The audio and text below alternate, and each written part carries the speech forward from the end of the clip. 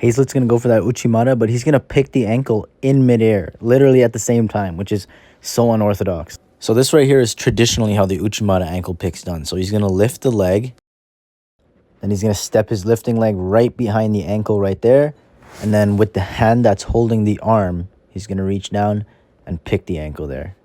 So that was very different than the way Hazlett did it. So if you take a look at Hazlett, he does not lift the leg, step, then pick. He lifts the leg and he picks at the exact same time, causing them to both just collide into this dogfight position. Now from the dogfight, it's very 50-50.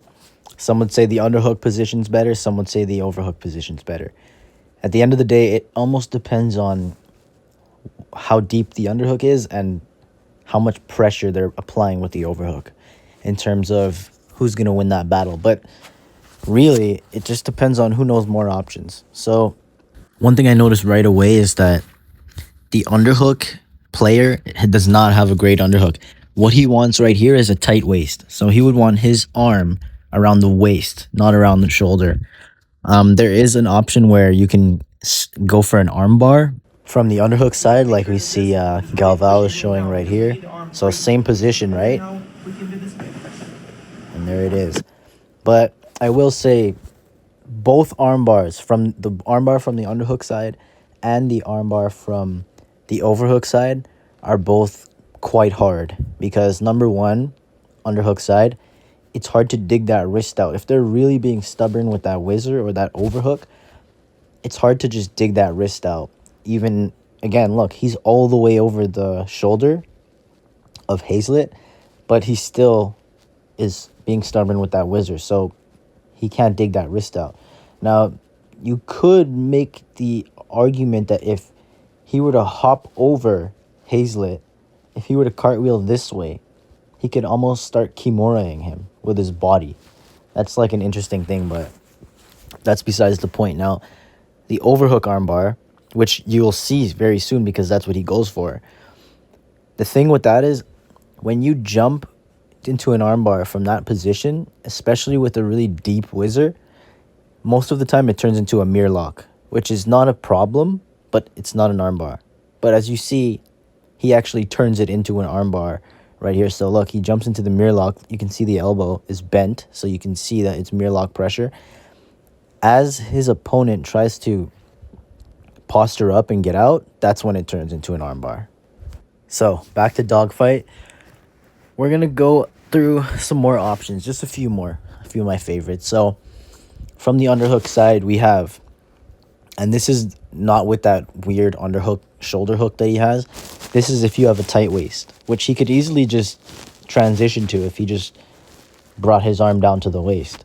So from that, you have the classic knee pick, which is the go-to old school sweep. You have the roll under. If their whizzer's really tight, it gives you a great roll under sweep. From the underhook, you can actually just, with the underhook, you can actually just walk your feet around them, and just 9 times out of 10 they'll just fall, and you'll end up in side control with a good crossface. What else from the underhook? A good thing that you can do from the underhook is you can just limp arm your arm out really fast and just start attacking their back. Now, don't forget that a lot of these options that I'm stating are not available from Berkman's current position. Berkman is the more tanned guy.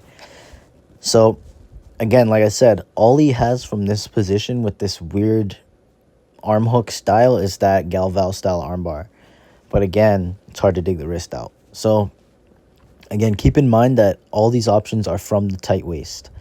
There are more options, but we're not going to spend all day on it. Let's go into overhook side. So, from the overhook side, to start it off, we have a flying triangle, which is quite high percentage if you can free your leg.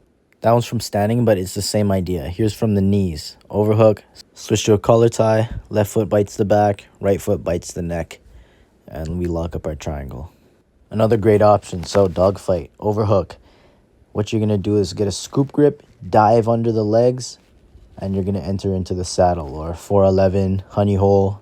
A couple more things you can do. Obviously, you can go for the Uchimata, Most of the time you see that from the feet, but I've actually done it from the knees a bunch of times and from literally the dogfight position with the overhook. The only condition that I find you have to meet is you have to get a deep tricep grip and really pull their body down to be able to get that throw from the knees. Now, the last option that I'll talk about here is one of my best entries. I do it all the time. It's one of my favorite things to do. It's just going into a front headlock. So from the overhook side, your leg's trapped. So you can either knee slide out and enter, or you can enter and then free your leg out. That's the option I usually take, is freeing my leg after diving on the head.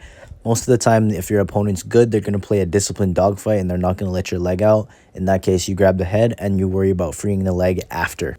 And this is what Rafa Mendes is going to show here. So his opponent comes up, he wraps the head, he drops on the head, front headlock. His leg is still trapped. Now he's going to take his right leg and start to use it to free his other leg right there. And a lot of times guys don't expect it. They leave their necks open and you can get a great bite. And from the front headlock, you have many options. If they roll out of your guillotine, you have the anaconda. You can go Darce, you can go arm in. It's amazing.